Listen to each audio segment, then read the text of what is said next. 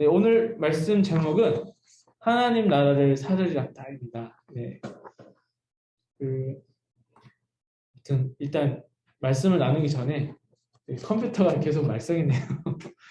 컴퓨터가 오늘은 여기 빔이 만성이 아니고 컴퓨터가 약간 망성이져가지고 오늘 조치를 꼭 하도록 하겠습니다. 어제까지는 됐는데 어, 여러분 지난 8월 15일 광복절에 우리나라에서 굉장히 의미 있는 일이 하나 있었습니다. 혹시 무슨 일인지 아십니까? 바로 대한독립군 홍범도 장군의 유해가 우리나라에 봉환되었습니다. 네, 홍범도 장군. 홍범도 장군 누군지 알아요? 영준? 안 배웠지 아직. 고등학교 국사 시간에 배울 거야 아마.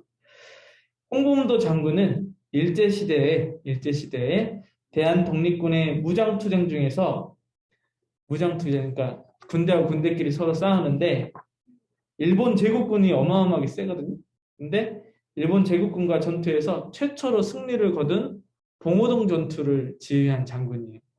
봉오동 전투. 영화 봤어요? 봉오동 전투. 응. 거기 나오는 홍범도 장군. 그리고 홍범도 장군은 봉오동 전투 이후에 이제 김자진 장군하고 같이 그 청산리라는 곳에서 또 한 번 이겨요. 청산리 대첩. 요 아주 유명한 홍범도 장군님인데, 자, 홍범도 장군은 일평생 조국의 독립을 희망했지만 해방을 2년 앞둔 1943년 10월 25일 저 멀리 타국의 지금의 카자흐스탄 키를 오르다에서 돌아가셨습니다.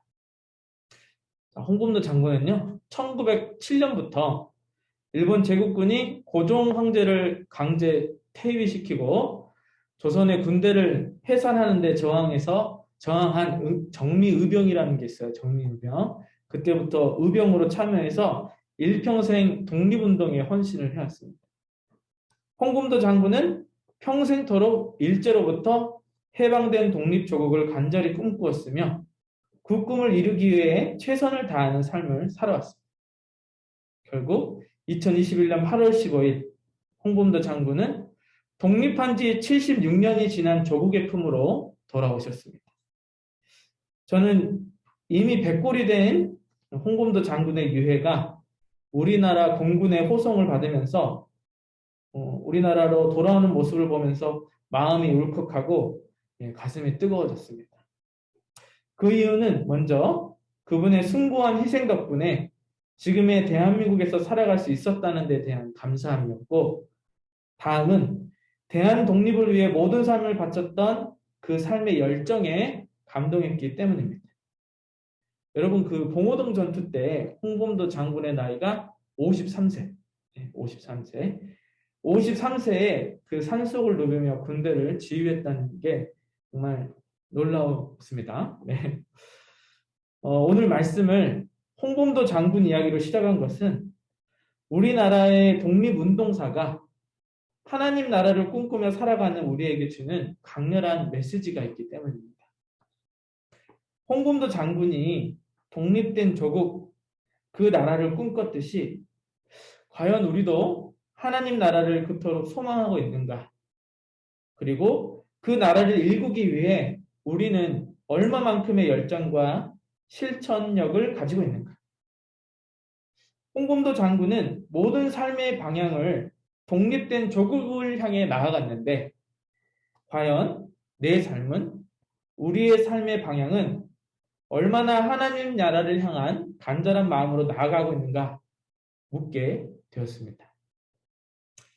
여러분, 우리는 하나님 나라를 얼마나 간절히 갈망하며 살아가고 있습니까?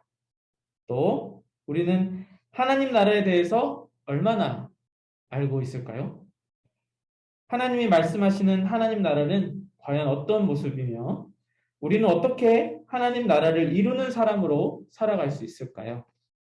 오늘 하나님 말씀을 통해 하나님 나라는 어떤 곳이며 하나님 나라를 꿈꾸며 사는 삶이란 무엇인가 라는 것을 하나님 말씀을 통해 듣고자 합니다.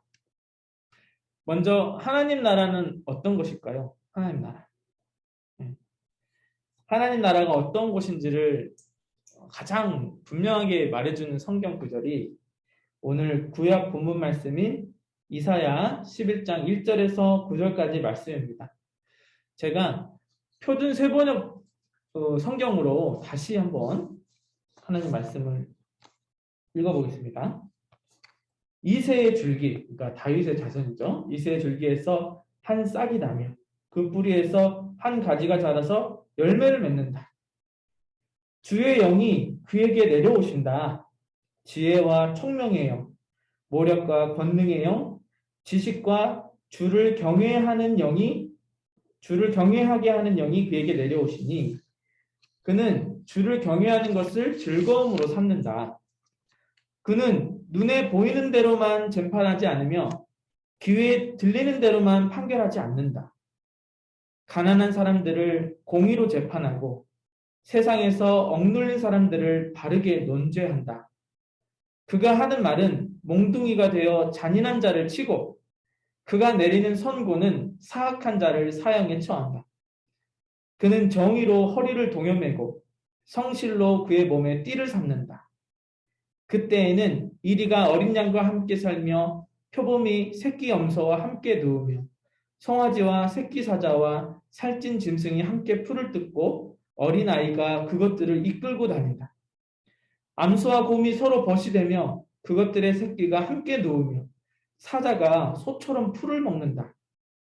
젖 먹는 아이가 독사의 구멍 곁에서 장난하고 젖된 아이가 살무사의 불에 손을 넣는다. 나의 거룩한 산 모든 곳에서 서로 해치거나 파괴하는 일이 없다.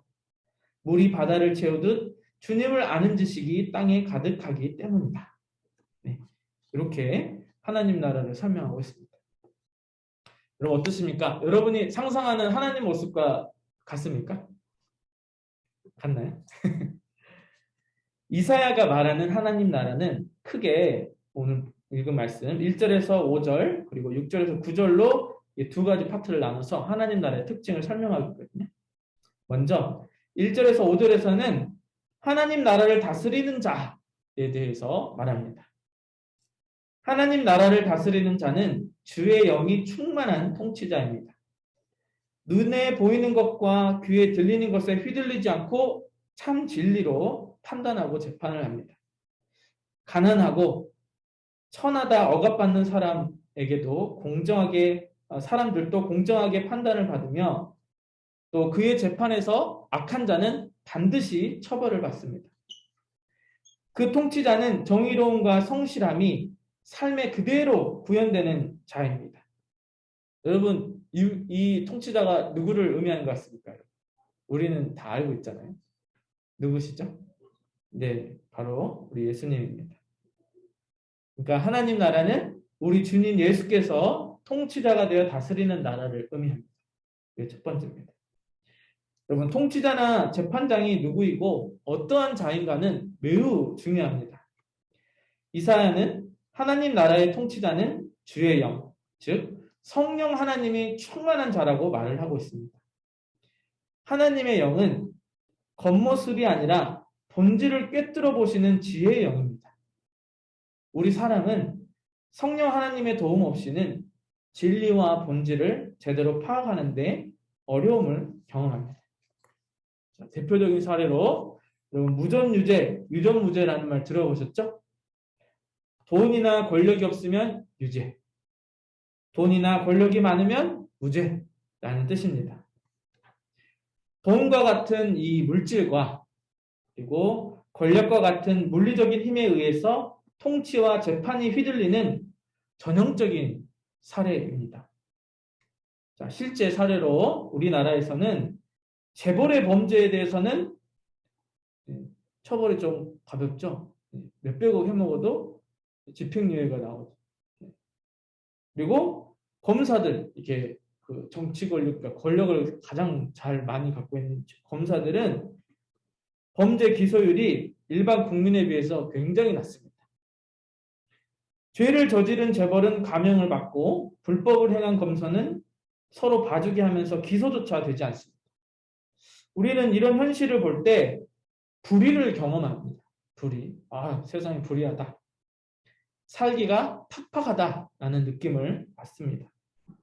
나는 이렇게 열심히 일해도 겨우 입에 풀칠하고 사는데 저 사람은 더 많이 벌고 많이 해먹어도 감옥에 안 가는구나. 이런 현실을 보면은 참 살기가 팍팍하다 느껴집니다. 똑같은 사람인데 돈 많다고 권력이 있다고 차별을 당하기 때문입니다. 그러나 물질과 물리적인 힘에 의지하지 않고 주의 영에 충만하여 진리로 통치하고 판결을 하면은 이런 일은 발생하지 않습니다. 지혜의 영은 진리와 본질을 꿰뚫어 보시기 때문입니다. 여러분, 한때 이 하나님의 영에 의해서가 아니고 이 사람의 이성으로, 사람이 똑똑하게 공부를 열심히 해서 공평한 통치와 판결을 하겠다라는 시도가 있었습니다. 앞서서 물질과 물리적인 힘의 불균형, 그런 소득 불균형, 이런 것들, 불공정이 그런 안 좋은 사회 문제를 초래하다 보니까 아예 이 물질과 이 물리적인 힘을 평등하게 분배하면 되겠다라고 생각을 했습니다. 그래서 통치자를 따로 두지 않고 물질이나 이런 힘들을 평등하게 배분하기만 하면 좋은 세상이 될 것이라 믿었는데요. 그것이 공산주의입니다. 동일 노동, 동일 배분. 어떤 권력 없이 노동한 만큼 가져갖는다. 똑같이. 자, 그런데 아시다시피 공산주의 운동은 어떻게 했어요? 역사적으로 실패하고 말았습니다.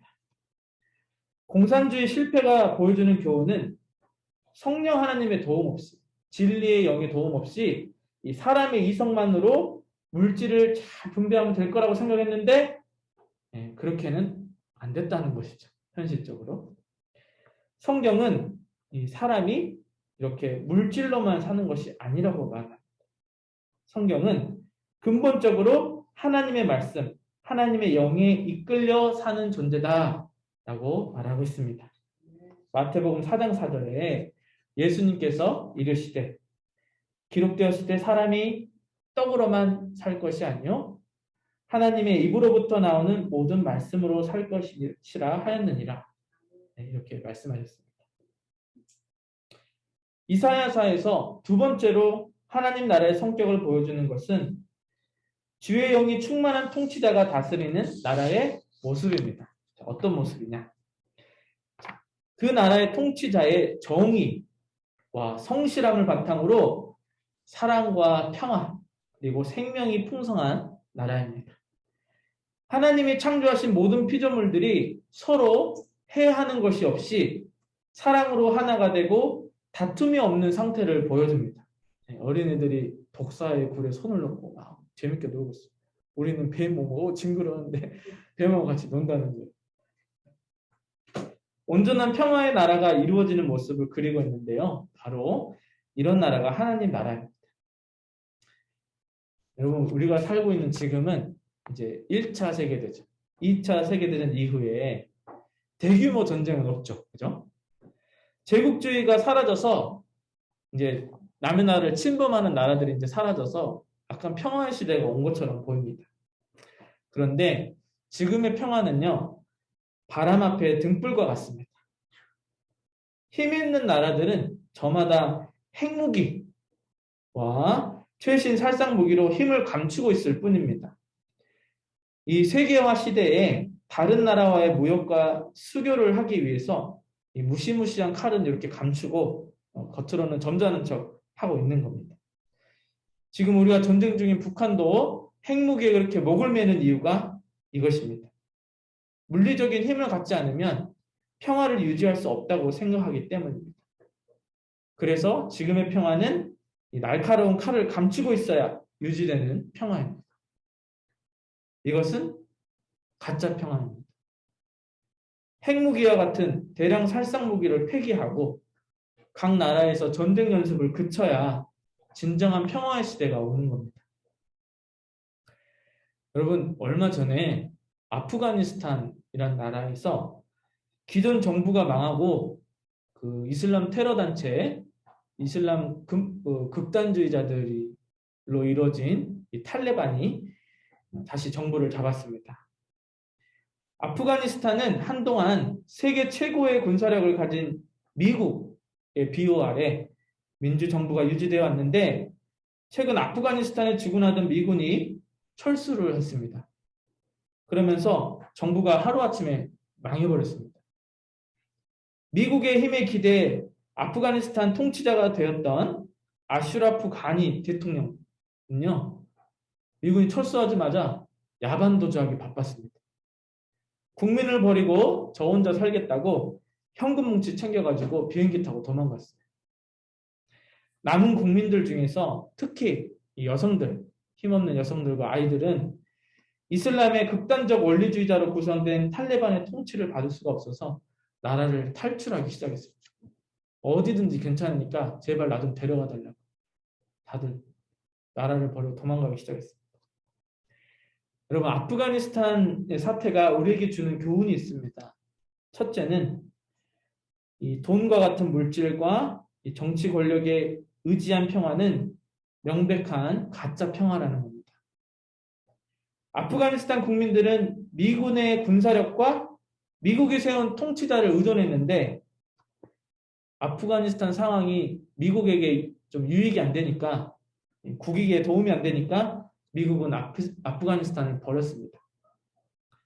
자, 이것은 국민이 주체적으로 나라의 평화를 위한 선한 가치를 추구하고 나라를 사랑하는 건설적인 정신을 세우지 않으면, 그러지 않고 외세에 의지하기만 하면 얼마든지 하루아침에 나라가 망하는 결과를 초래할 수 있다는 것을 보여줍니다. 둘째는 통치자가 정말 중요하다는 걸 보여줍니다. 아프가니스탄 대통령은 자기 살려고 국민을 버리고 날아갔습니다. 이런 통치자가 나라를 다스리면 나라가 몰락하는 일은 불보듯 뻔한 일입니다. 한편 하나님 나라는 아프가니스탄과는 완전히 다른 모습을 보여줍니다. 먼저 하나님 나라의 통치자 예수 그리스도는 백성 한 사람을 구원하기 위해 자기 목숨과 삶 전체를 내어주시는 분입니다. 또한 하나님 나라는 물질과 물리적인 힘에 유지되는 것이 아닙니다.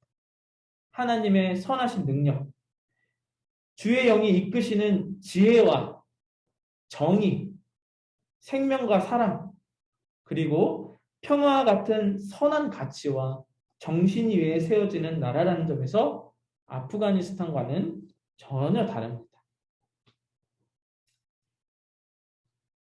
예수 그리스도가 통치자, 대통령이 되어서 다스리는 나라. 그 나라의 모든 백성이 이 통치자의 정의와 성실을 굳게 믿어요. 거기에 대한 굳은 믿음이 있어요. 여러분, 이번에 홍범도 장군의 유해가 봉환되는 데 있어서 우리나라 정부는 참 어려운 상황이었대요. 왜냐하면 홍범도 장군의 고향이 어디게요? 원래 본 고향은 우리나라가 아니고 북한 평양이래요. 평양. 그러면은 북한 입장에서도 어떻게 홍범도 장군을 자기 땅에 모시고 싶을 거 아닙니까? 그죠? 그런데 우리나라 정부가 끈질기게 그 카자흐스탄 대통령 설득하고 또 북한과의 외교를 통해서 어렵게 봉환을 추진했다는 거예요. 자, 그런데 제가 지난주 우리 한반도 평화 통일을 위한 예배를 함께 하면서도 말씀드렸지만 국민들이 이런 평화를 위한 외교적인 노력에 마음을 같이 해주지 않으면 대통령이나 외교부 관리들이 힘을 쓰지 못해요. 예, 국민들이 반대하는데 어떻게 하겠습니까? 근데 국민들이 마음을 모아주고 그리고 어떤 통치자의 그런 마음을, 그러니까 지금의 이제 문재인 대통령이 그 독립운동가들에 대한 이런 고마움을 표시하고 싶은 마음이 아주 강렬하니까 그거에 대해서 동의하는 마음을 가져주셔야 그게 되는 거잖아요. 그런 것처럼 하나님의 나라도 마찬가지입니다. 하나님의 나라를 통치하시는 예수님에 대한 믿음, 신뢰가 굳건하게 있어야 됩니다. 그리고 그가 통치하는 것에 대한 지식이 넘쳐나야 돼요. 예수님은 하나님 나라를 이렇게 통치하시는구나. 이러한 상황에서는 예수님은 이러한 선택을 하시는구나. 이러한 선택을 하실 거야. 라는 지식으로 넘쳐나야 하나님 나라가 이루어지는 거거든요. 자, 그래서 이 하나님 나라의 통치자이신 예수님에 대한 그 예수님의 정의와 성실함에 대한 굳은 믿음과 그리고 그가 통치하시는 방식에 대한 지식이 넘쳐나면 그곳으로부터 하나님 나라가 시작되는 겁니다. 그래서 하나님 나라는 하나님에 의해서 하나님의 선하신 성실함에 의해서 영원히 굳게 서는 나라입니다. 여러분 그렇다면 하나님 나라는 언제 어떻게 이루어질까요? 언제 어떻게? 여러분 하나님 나라는 이미 시작됐습니다. 이미 시작됐어요. 예수님이 이 땅에 오신 그 시점부터 하나님 나라는 시작되었습니다. 세례 요한이 예수님이 오실 길을 예비하면서 뭐라고 했죠? 회개하라. 천국이 가까이 왔다. 천국이 이미 온 거예요. 이사야가 예언한 것처럼 이새의 뿌리에서 난 주의 영으로 충만하신 하나님의 아들 예수 그리스도가 이 땅에 오신 그 시점부터 하나님 나라는 시작된 겁니다. 그런데 좀 이상하죠? 왜 이상하냐? 우리는 하나님 나라는 내가 죽고 난 다음에만야 가는 곳으로만 생각을 해왔어요. 죽어야 천국에 간다. 죽으면 천당에 간다. 이렇게만 생각을 해왔습니다. 또 우리가 상상하는 하나님 나라 모습 어떠죠? 금은보화가 가득하고 길이고 벽이고 보석들이 다 박혀있고 네. 아니에요? 제가 오해한 겁니까? 어떤 목사님은 그렇더라고요. 천국의 도로가 금인 것은 그만큼 천국에는 금이 아무짝에 쓸모없어서 도로가 금으로 깔렸다 이렇게 말씀하시더라고요. 자, 그런데 그런 하나님 나라는 사실 전혀 성경적이지 않습니다. 하나님 나라에 대한 이런 오래된 오해는 이 요한계시록에서 시적인 언어로 묘사된 하나님 나라를 문자 그대로 이해하면서 시작되었습니다. 하나님 나라는 여러분 그런 환상 속에 있는 낙원이 아니라 우리 삶 한가운데 실제로 존재하는 실상이자 소망입니다. 요한계시록에서 묘사된 하나님 나라는 자, 여기 잘 들어주세요. 요한계시록. 왜냐면 워낙 이제 사회부들이 요한계시록 갖고 이야기하니까. 자, 요한계시록에서 묘사된 하나님 나라의 모습은 당시 로마 제국으로부터 핍박을 당하던 그리스도인들이 하나님 나라를 향한 소망을 잃지 않도록 하나님 나라의 영광스러운 모습을 시적인 언어로 표현을 하는 거예요. 시적인 언어. 그런 영광스러운 모습을 보여주면서 소망을 잃지 말아라. 끝까지 믿음을 지키라. 그리고 위로를 하기 위해서 요한계시록이 쓰여진 겁니다. 그런데 그런 시적인 언어로 표현된 하나님 나라를 이 현대 물질 중심 사회의 언어로 해석을 하다 보니까 하나님 나라가 마치 부귀 영화가 넘치는 물질적인 풍요의 이상인 것처럼 그려지게 됐습니다. 하지만 이 화려한 보석들로 표현되는 것들은 말로 표현할 수 없는 하나님의 영광을 시적 언어로 표현한 것일 뿐입니다. 요한계시록에 표현된 하나님 나라에 대한 묘사 중에서 가장 정확하게 하나님 나라에서 일어나는 일을 보여주는 요한계시록의 성경 구절이 있어요. 바로 21장 3절에서 4절 말씀인데요. 제가 표준 세번역 성경으로 봉독을 하겠습니다. 그때 나는 보좌에서 큰 음성이 울려 나오는 것을 들었습니다. 보아라, 하나님의 집이 사람들 가운데 있다. 하나님의 집이 사람들 가운데 있다. 하나님께서 그들과 함께 계실 것이요. 그들은 하나님의 백성이 될 것이다. 하나님께서는 친히 그들과 함께 계시고 그들의 눈에서 모든 눈물을 닦아주실 것이니 다시는 죽음이 없고 슬픔도 울부짖음도 고통도 없을 것이다. 이전 것들이 다 사라져버렸기 때문이다. 라고 말합니다. 자, 요한계시록은 로마 제국의 핍박 속에서 힘겹게 아주 힘겹게 신앙인으로 살아가는 성도들에게 하나님 나라가 이루어지는 그날을 소망하며 버틸 수 있게 성도를 위로하기 위해 쓰여진 책입니다. 요한계시록이 묘사한 하나님 나라의 핵심이자 본질은 고난 당하고 있는 성도들과 함께 계시는 하나님을 보여주는 것이었습니다. 고난 당하고 있는 사자 우리 속에 들어가 있는 그 그리스도인들과 함께 고난을 당하고 계시는 하나님을 보여주기 위해 쓰여진 책입니다. 하나님이 그동안 죽음과 슬픔과 고통 가운데 있던 성도들의 흐르는 모든 눈물을 닦아주시는 것, 그리고 성도들을 그렇게 괴롭혔던 못된 악인들이 심판을 받아 정의가 실현되는 것, 바로 그것이 하나님 나라라고 말하고 있는 것이 요한계시록입니다. 따라서 하나님 나라는 내가 꼭 죽어서만 가는 것이 아닙니다. 지금 내 삶에 큰 고통이 찾아와서 힘겨운 순간을 살아가는 그 순간에도 하나님 나라는 임할 수 있습니다. 여러분, 하나님 나라는 그냥 마냥 좋은 것 같죠? 여러분의 가장 힘들고 고난스러운 순간에도 하나님 나라는 임할 수 있다는 거예요. 위로로 임할 수 있다는 거예요. 위로. 또한 삶에서 가장 행복한 순간에도 하나님 나라가 임할 수 있습니다.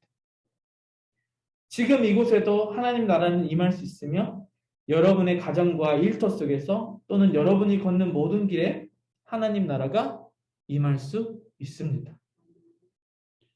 오늘 신약 본문에서 예수님이 말씀하십니다.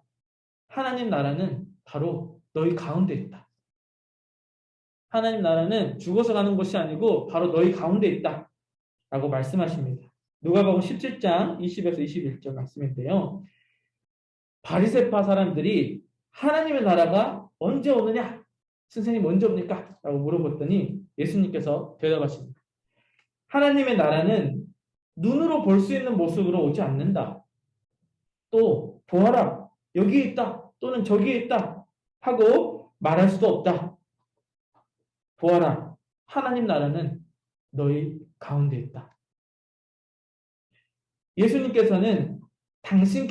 예수님께서 서신 그 자리, 그곳에 하나님 나라가 있다고 말씀하셨습니다.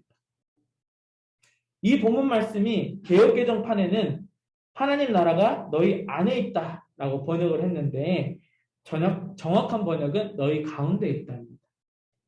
영어로는 이제 너희 안에 하면은 뭐요? 안에가 뭐요? 중학생. 영어로 안에. 응? 인. 이제 영어로는 어몽으로 돼 있어요. 어몽. 어몽이 뭐예요? 어몽어스 게임 하잖아, 니네. 어몽. 사이에. 사람과 사람 사이에.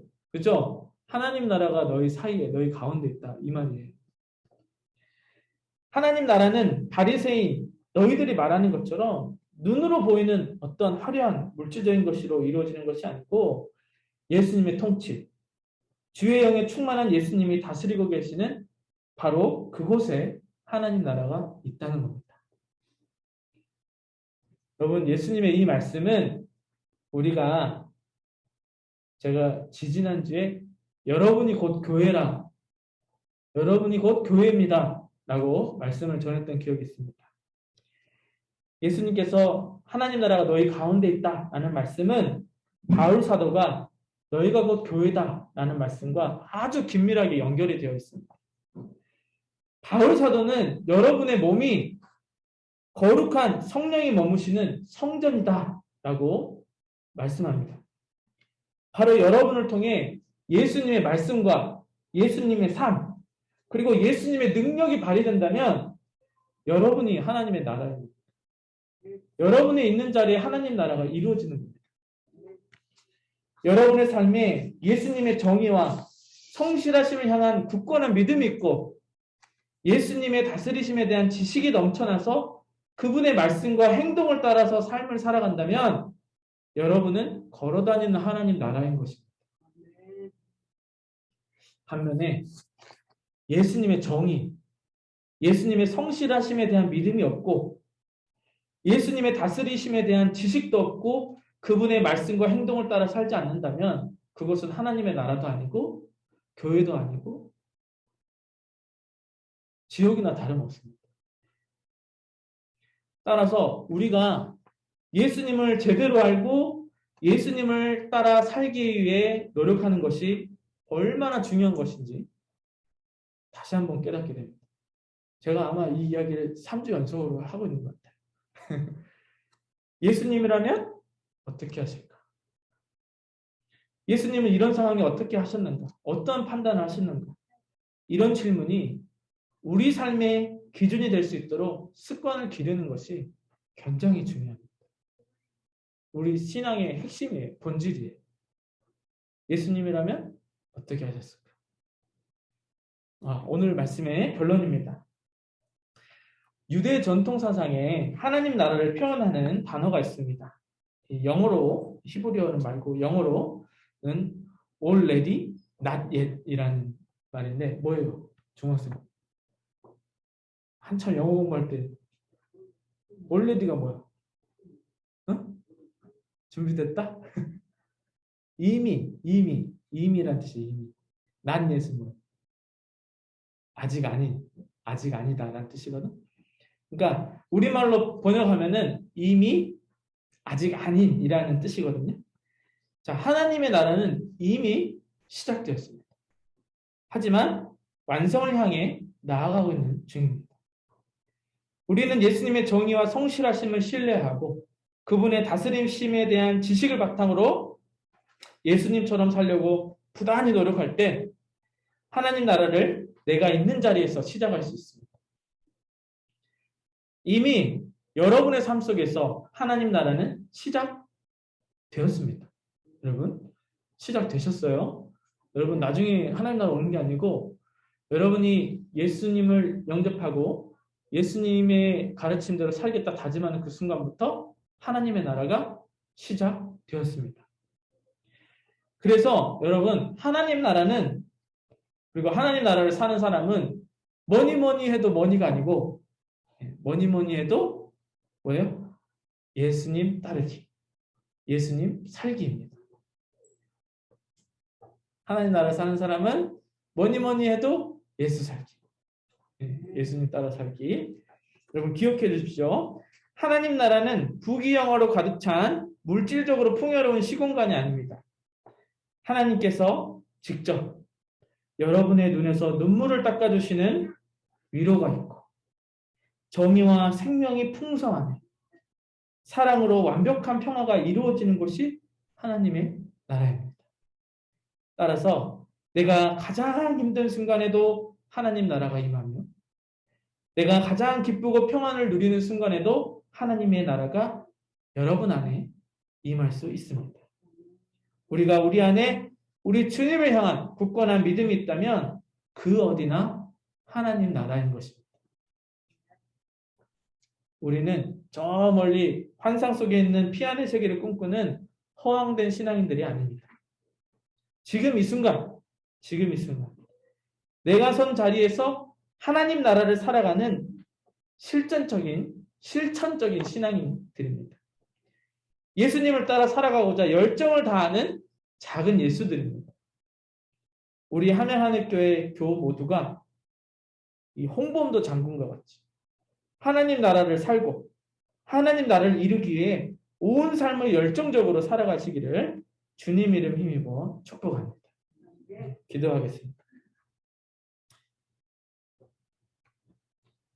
우리에게 예수 그리스도를 통해 하나님 나라를 선물해 주신 하나님 아버지, 오늘 우리에게 하나님 나라는 어떤 곳이며 우리가 바로 하나님 나라를 이 땅에 임하게 하는 주의 거룩한 성전임을 깨닫게 하시니 감사합니다. 주님, 우리가 하나님 나라를 저 멀리 환상 속에 있는 것으로 여기지 않게 하시고 실제 우리 삶 속에 하나님 나라를 이루며 살아가는 믿음이 능력이 되어 나타나는 신앙인들로 살아가게 인도하여 주옵소서. 이를 위해서는 성령 하나님의 도우심이 간절히 필요합니다. 우리를 주의 영으로 채워주셔서 하나님의 통치가 이 땅에 실현되도록 우리 삶을 친히 인도하여 주시옵소서. 예수님 이름으로 기도합니다. 아멘.